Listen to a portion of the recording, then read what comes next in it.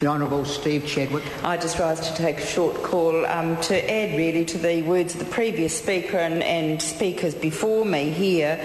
And this bill, as has been said before, really does arise from the work done by the previous Labor government, and it's quite significant that this work started with John Howard and Helen Clark way back in 2003. And it's really interesting, here we are in 2010, 7 years, and it shows how long it takes to do things properly when you're trying to get a Trans-Tasman agreement and then supporting legislation in both countries to any Trans-Tasman agreement. But what this does is really make legal proceedings much easier between two countries, and that will be the benefit of these reforms, and it will also make legal proceedings much more affordable. And so it does work towards that closer economic relations plan.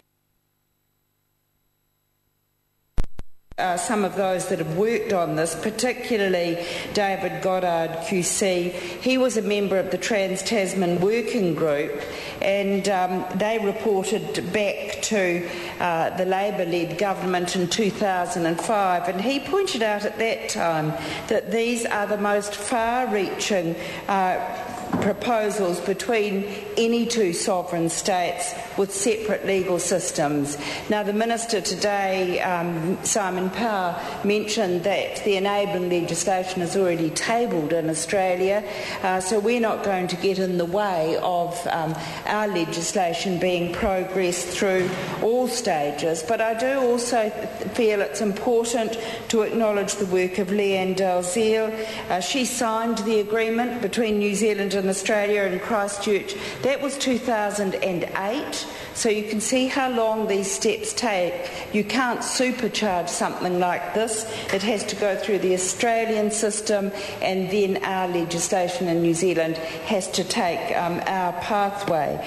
So this is great work, and here we are now in opposition, and we have a national-led Prime Minister working with a Labor-led Prime Minister in Australia with reversal, but it shows how close we both are with our intent to do what we can, where we can, as two countries to make relationships work more smoothly and have our legislation more aligned. We support this legislation. I call Paul Quinn. Thank you, Mr. Speaker.